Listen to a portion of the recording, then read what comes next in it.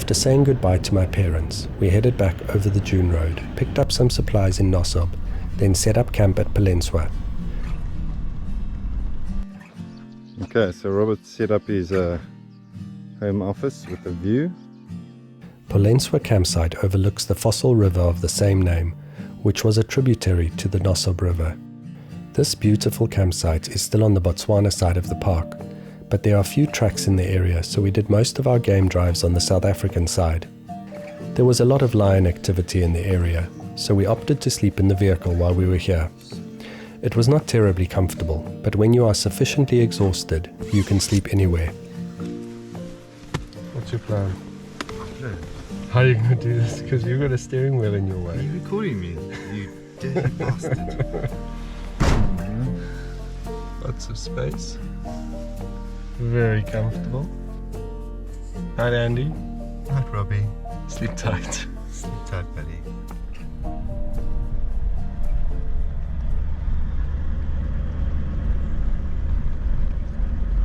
Oh, lions, where are you?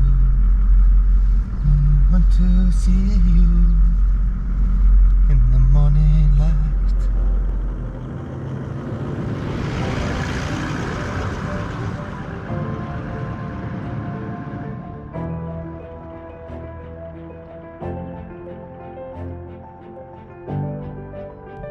We spent most of one of our days here with a pair of mating lions. The male was limping, probably from an altercation with a porcupine that had also left a quill in his face. The female was uninjured and even attempted to kill a bat-eared fox when the opportunity arose.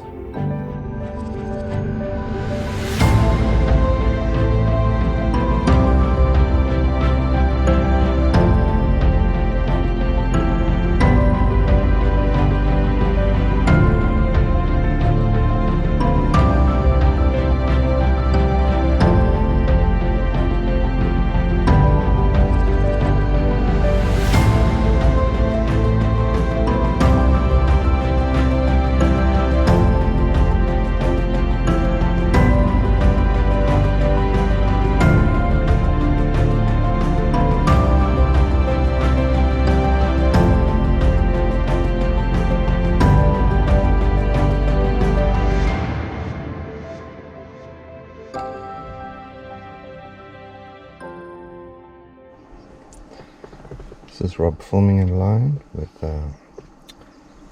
and making a coffee at the same time. Mad skills, mad skills. And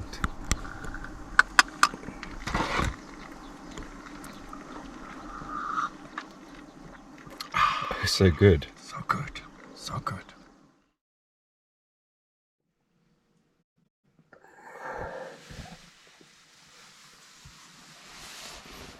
Morning, Andy. Morning, Robbie.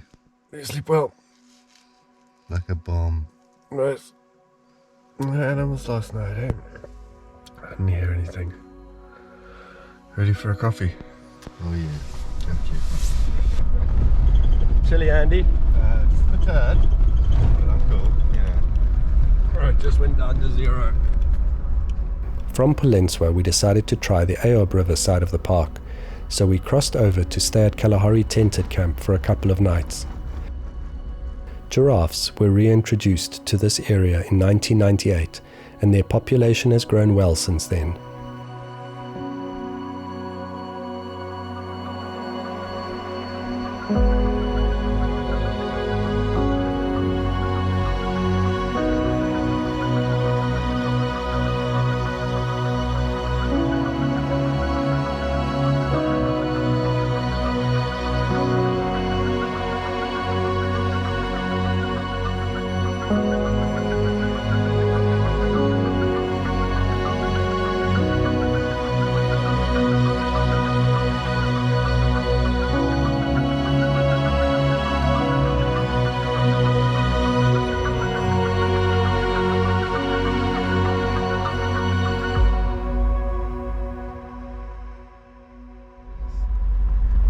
After Kgalagadi tented camp, we moved to Twerefieren, the largest camp in the park. One morning we found a cheetah and her 2 cubs on a ridge. We waited for a while and she moved down to the riverbed to hunt. When she thought she might have an opportunity to make a kill, she would tell the cubs to hide, and they would remain in the thick bush until she called them again.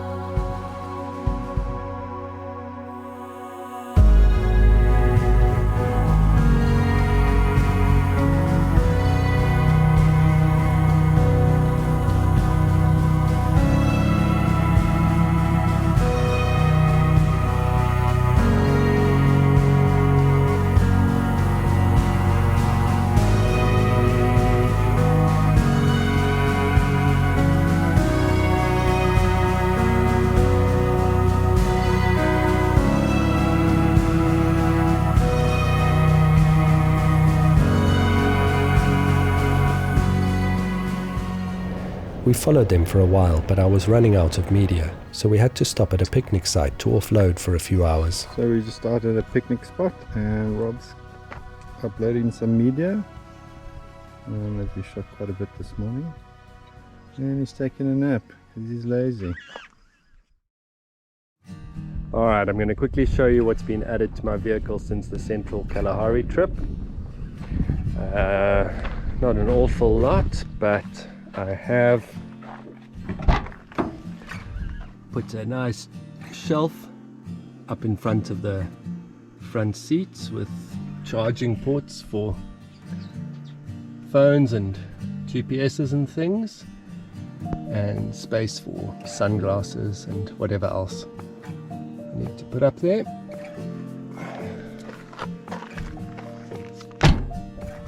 Around the front I've done a James Bond number plate with a tow hitch receiver in there so I can mount my stabilizer.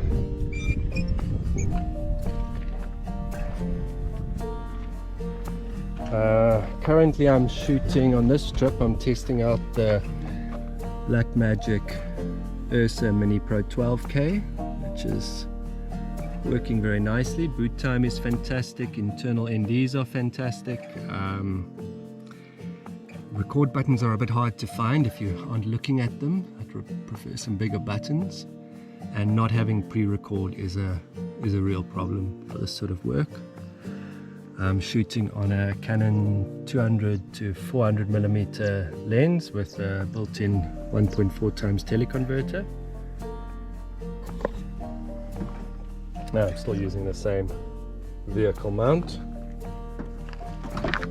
Down beneath the passenger seat, excuse the mess, I've added a DC-DC charger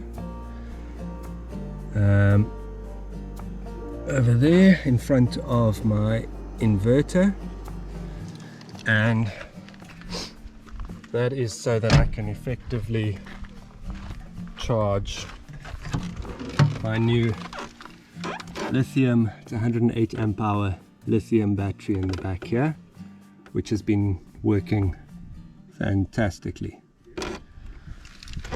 And that's about everything.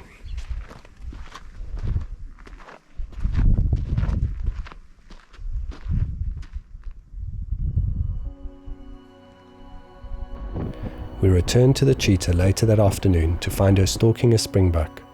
She remained almost entirely motionless for about half an hour before she eventually decided it was not worth it and returned to her cubs.